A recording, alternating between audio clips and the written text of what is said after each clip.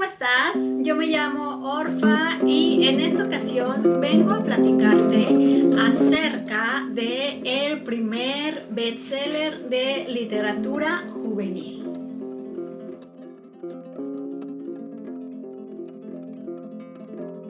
Antes de iniciar, te invito a que te suscribas a mi canal y a que me dejes un me gusta. Si lo deseas, también puedes seguirme en mis redes.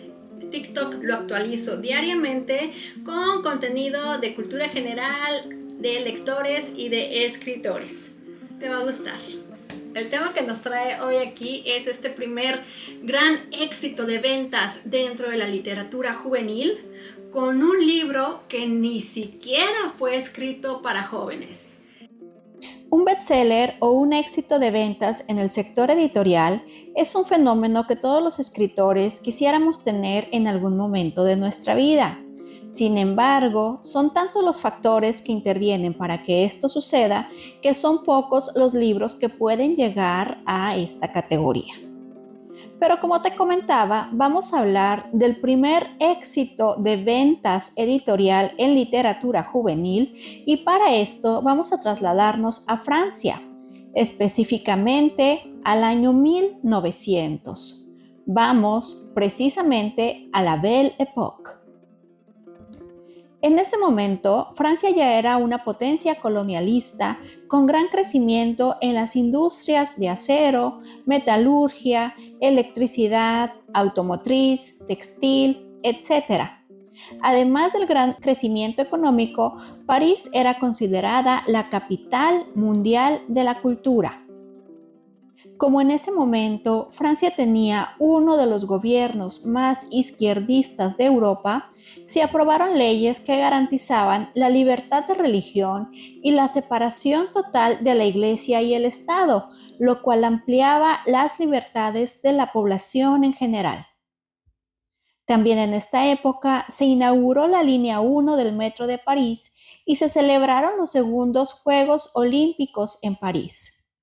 París era una ciudad luminosa que deslumbraba a todo el mundo. Y en este contexto de cultura, de abundancia económica y de desbordamiento de las artes, surgió el primer bestseller juvenil y el mayor éxito editorial de principios del siglo XX. Corría marzo de 1900 y apareció la novela Claudine en la escuela. Esta novela, con formato de diario, narraba los años felices de una adolescente en el colegio y su relación con sus maestros y compañeras. Claudine, una adolescente provinciana, no representaba a la típica mujer de la época, sumisa y complaciente, más preocupada por los demás que por ella misma. Al contrario, Claudine, la protagonista, era una chiquilla de 15 años, curiosa, irreverente, desobediente y siempre dispuesta a salirse con la suya. En el prólogo del libro, Claudine es definida como una hija de la naturaleza que posee una inocente perversidad.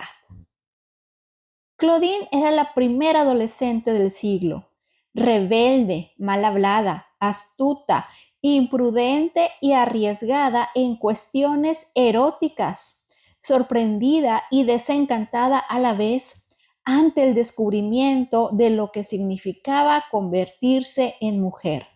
Fue así que Claudine en la escuela, que había sido publicado por primera vez en marzo de 1900, para el otoño de ese mismo año ya había vendido 40,000 ejemplares. Definitivamente, para nuestra época, una venta de 40,000 libros es un buen número, pero eso no lo convierte en un éxito de ventas.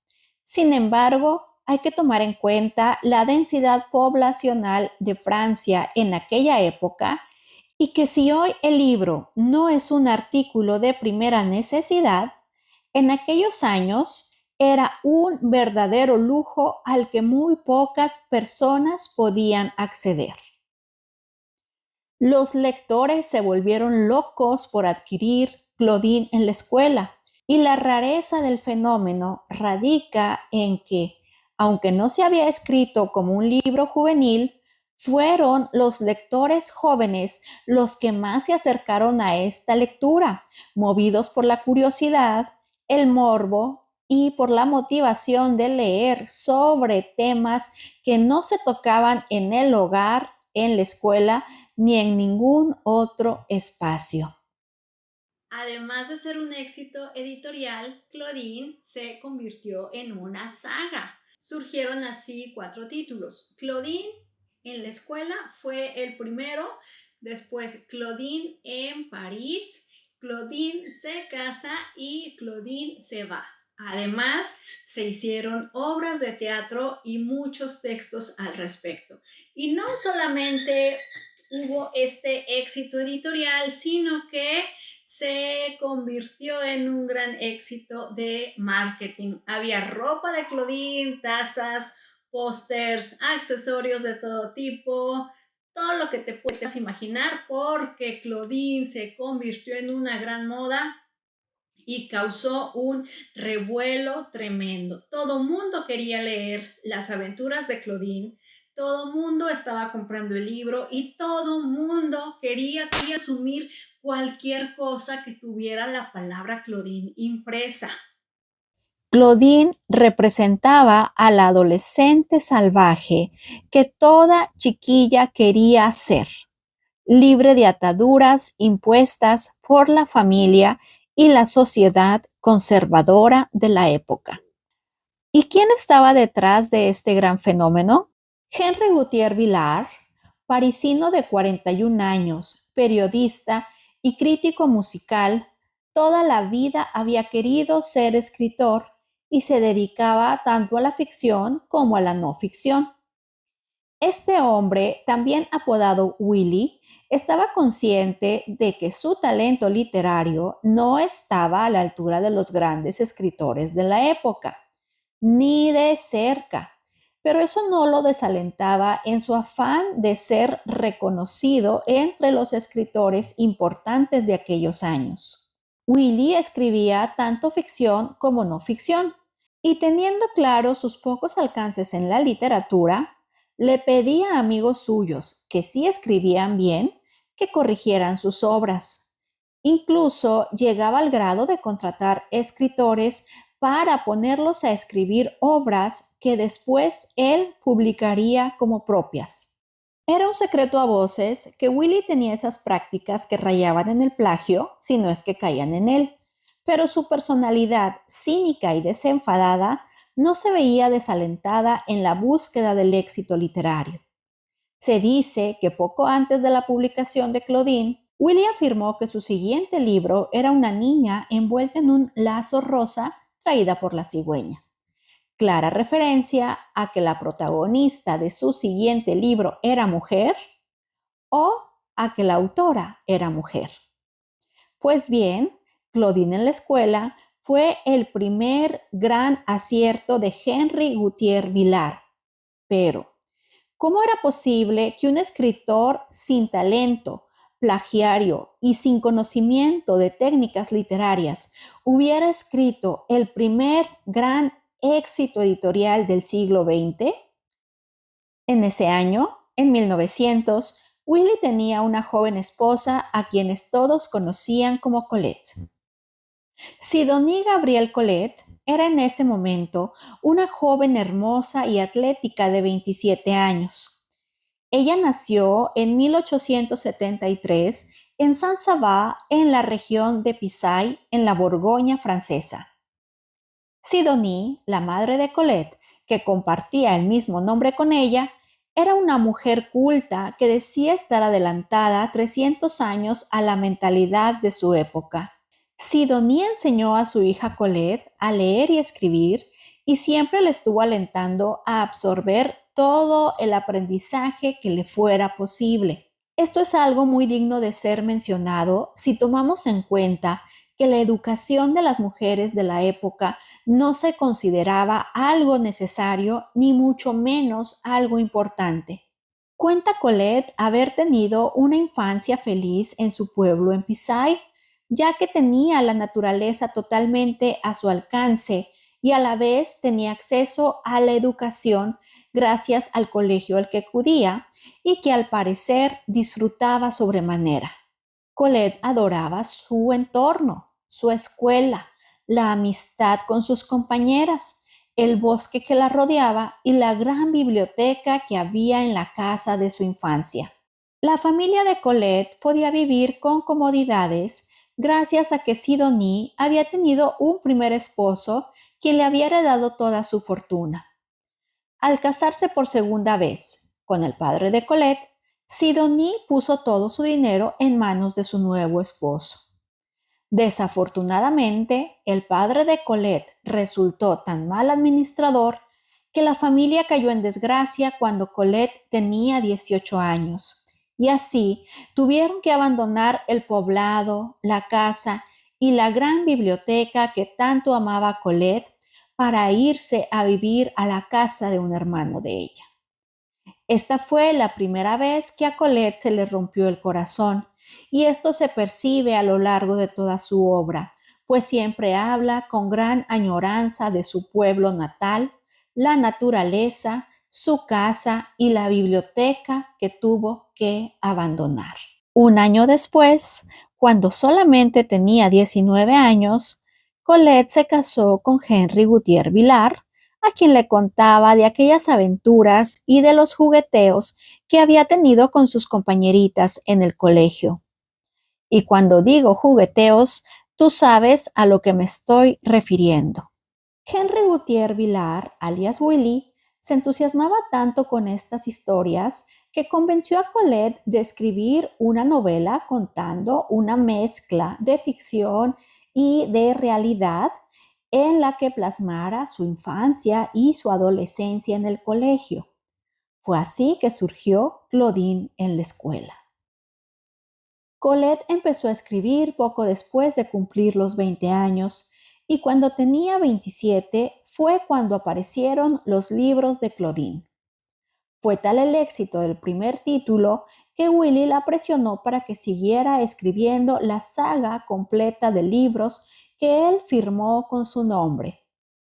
Se dice que incluso cuando ella no tenía ganas de escribir, él la encerraba hasta que cumpliera con una cuota diaria de páginas que debía completar. 6 años después, Colette se separó de Willy, es decir, en 1906. Y hasta 1910 fue cuando pudo divorciarse legalmente de él. Como a Colette su primer esposo la dejó en la calle, tuvo que dedicarse a otras cosas. Por ejemplo, fue actriz y bailarina, de tal suerte que hacía el papel que le tocara. A veces incluso tenía que actuar en las obras de Claudine, aunque ella era la autora y nadie la reconocía como la autora. Tras la separación, como Colette no tenía los derechos de su obra, apenas le alcanzaba para sobrevivir y pasó muchas hambres que repercutieron en su estado de salud. No han sido pocas las mujeres que han tenido que firmar sus libros con un nombre masculino para poder ser publicadas y leídas, y han sido relativamente pocas las que tiempo después han recuperado sus derechos de autor. Uno de estos casos es el de Mary Shelley, que tuvo que luchar para que su nombre apareciera en la portada de su propio libro, Frankenstein, gran referente de la literatura universal. Al no contar con ingresos propios y no contar siquiera con las regalías de sus propios libros, Colette tuvo que trabajar en diversos espectáculos como mimo, bailarina y actriz. Representó papeles de gitana, gato, fauno, momia egipcia, gigoló y otros personajes exóticos. Vestirse de hombre o aparecer semidesnuda en los escenarios escandalizaba a medio mundo, pero Colette no se dejaba amedrentar por las habladurías de la gente. Su batalla legal contra Henry Gautier Villar duró muchos años, pero al fin ella pudo demostrar ser la autora de sus libros y recuperar sus derechos, renegociando ella misma los contratos para sus publicaciones. Tras su separación de Willy, Colette colaboró en el periódico Martin, donde conoció al periodista y editor en jefe Enrique de Jouvenel. Quiero que pongas mucha atención en esta anécdota. Cuando ellos comenzaron a relacionarse, la ex esposa de Jouvenel le envió a Colette un gran ramo de flores como símbolo de cordialidad y buena amistad entre las dos mujeres. Este ramo de flores se lo hizo llegar con su hijo Bertrand, quien también era hijo de Enrique de Jouvenel. Colette y Enrique de Jouvenel se casaron y de este matrimonio nació Colette René de Jouvenel, también conocida como Belle Gazou. Esta fue la única hija de Colette, ya que al parecer la maternidad no era algo que atrajera tanto a Colette como a las demás mujeres de su época. Y se dice que Colette fue algo descuidada con la crianza de esta niña, ya que siempre estuvo al cuidado de una niñera más que de su propia madre. Respecto a los hijos, Colette afirmaba que son felices e inconscientes vampiros que desangran el corazón materno. Así que al parecer, tener más hijos aparte de la que ya tenía no era una idea que le atrajera mucho. Como Enrique de Jouvenel tenía una fuerte carrera política, no le convenía estar relacionado con Colette, ya que ella continuaba teniendo una vida pública extremadamente escandalosa para la época y también seguía escribiendo sobre temas que irrumpían en la paz y las buenas costumbres de los franceses de aquellos años. Aunado a esto, se dice que Enrique de Jouvenel había sido infiel varias veces y en esta ocasión Colette no iba a dejar pasar esas infidelidades como lo había hecho en su matrimonio anterior. Así, Colette dejó el matrimonio llevándose no solo a su hija, sino también a su hijastro Bertrand de Jouvenel, aquel chiquillo que le había llevado un gran ramo de flores como símbolo de paz y amistad. ¿Por qué te llevarías a alguien de 16 años contigo?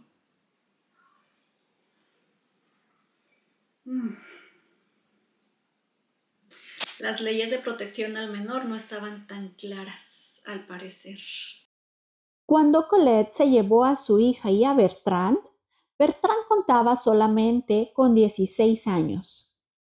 Y para añadirle escándalos a la vida de Colette, ella y Bertrand fueron pareja durante algún tiempo. En algún momento se separaron y al crecer Bertrand se convirtió en politólogo y economista.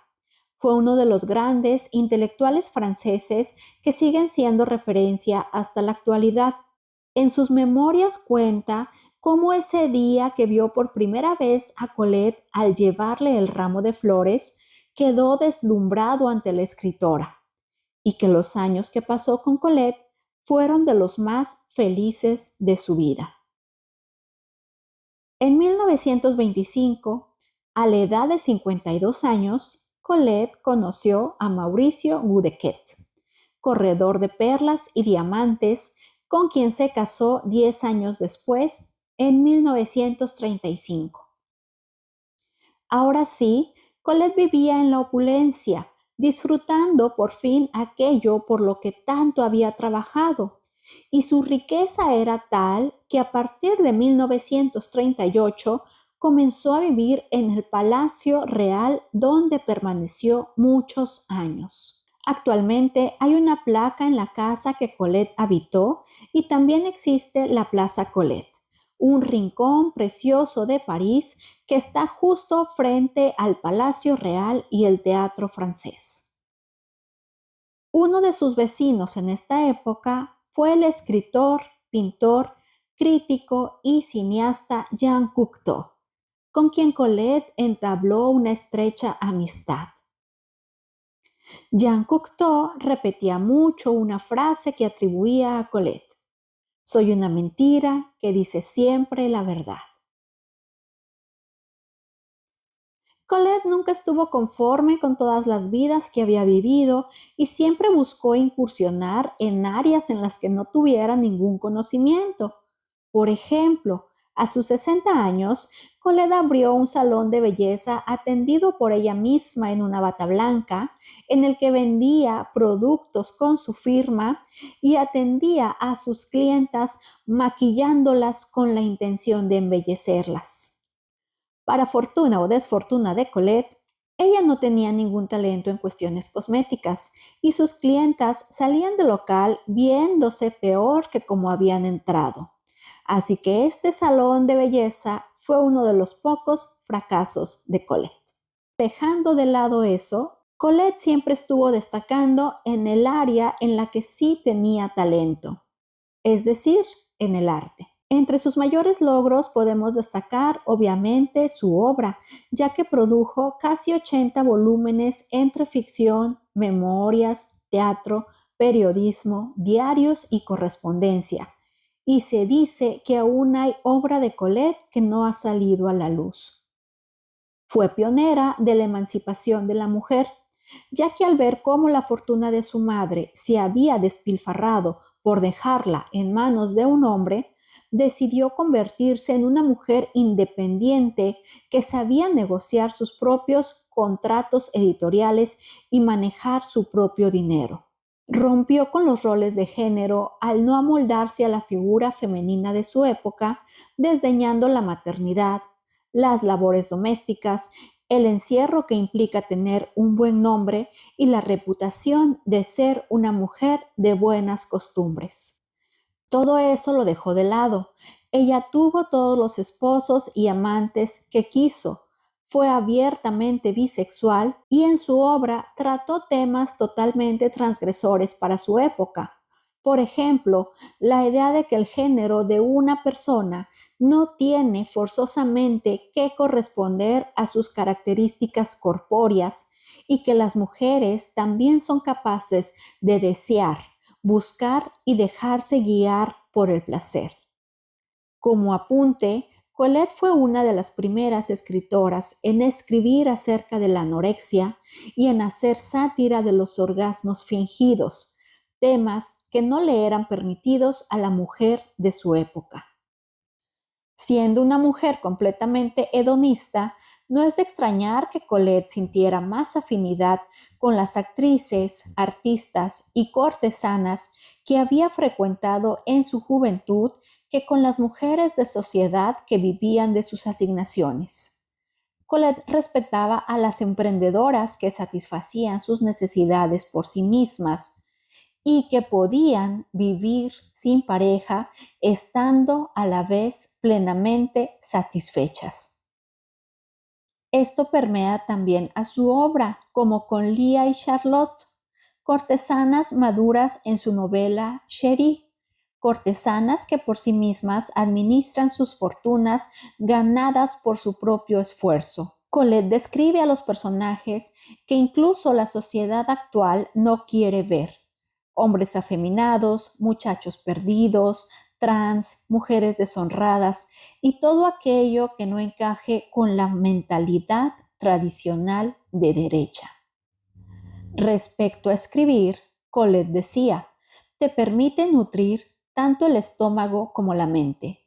Si bien siempre renegó del oficio literario, Colette continuó escribiendo hasta que el cuerpo ya no se lo permitió. Su pluma reposó hasta que su mano ya no pudo sostenerla, ya que la poliartritis la obligó a permanecer inmóvil. Su esposo fue quien la apoyó todo lo que pudo para que ella pudiera seguir escribiendo.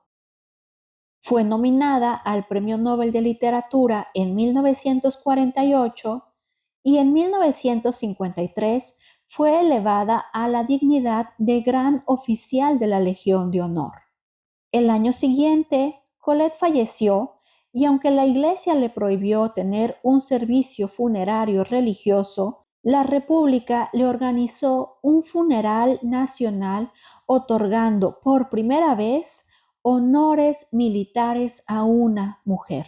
Otro que yo considero uno de sus mayores logros es que su obra entró en la lista de libros prohibidos por el Vaticano. Entre los libros, por ejemplo, del Marqués de Sade o de Simone de Beauvoir. La casa que habitó durante su infancia actualmente es la Casa de los Ilustres y a pocos metros de esta casa natal actualmente se encuentra el Museo Colette creado por Belgasou, su hija.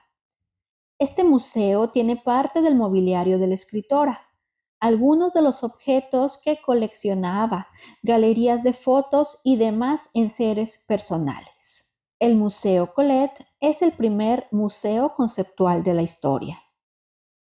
Truman Capote narra cómo, con una gran soberbia, la soberbia que solamente te puede dar la juventud, él le dijo a Jean Cocteau que el único escritor vivo que merecía todo su respeto era Colette. O sea, se lo dijo a Jean Cocteau, otro escritor francés vivo. Truman Capote, en su libro de apuntes biográficos Los perros ladran, narra cómo le dijo a Jean Cocteau que el único escritor francés vivo que tenía todo su respeto era Colette.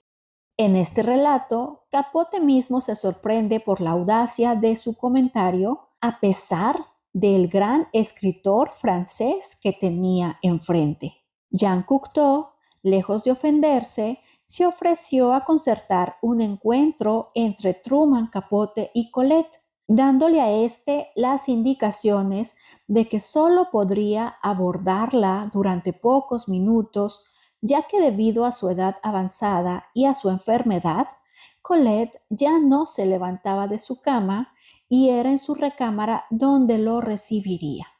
Capote dice en su texto La Rosa Blanca: me recibió en su dormitorio. Me quedé atónito, pues ella era tal como me la había imaginado. El pelo rojizo, crespo, de aspecto casi africano, con unos ojos rasgados de gato callejero perfilados con col, una cara bellamente delineada y flexible como el agua, mejillas con colorete, labios finos y tensos como el alambre, pero pintados con una escarlata chillón de buscona. Y la habitación reflejaba el enclaustrado lujo de su obra más mundana, por ejemplo, Chéri y el fin de Chéri. Unas cortinas de terciopelo escarlata despreciaban la luz de junio. Y ahí estaba ella, en la cama, incorporada con la ayuda de unos almohadones con bordes de encaje. En los ojos un brillo de vida, de amabilidad, de malicia. Una gata de un gris peculiar estaba atravesada sobre sus piernas a modo de edredón. Después sigue contando Capote cómo en la habitación había un centenar de esferas de cristal que contenían dentro libélulas, lagartos, flores, hojas, salamandras y demás objetos. Y así la conversación se desvió hacia esas esferas de cristal en lugar de que el joven escritor pudiera hacerle preguntas importantes a la gran mujer de las letras francesas. Y es de sorprender que los libros de su autoría que Colette tenía en su habitación no fueron aquellos que la lanzaron a la fama, sino Chéri y el fin de Chéri. Chéri es un libro apasionante, impresionante, bellísimo, en el cual una cortesana educa, guiño guiño, y prepara para el matrimonio al hijo de su mejor amiga. Chéri es una bellísima novela breve que trata de Lía, una cortesana que ayuda a su amiga cortesana también a educar al hijo de ésta, guiándolo tanto en las artes sociales como en las artes de alcoba, pues la meta de la amiga de Lía era que su hijo Chéri pudiera tener un matrimonio que lo elevara, tanto en lo económico como en lo social.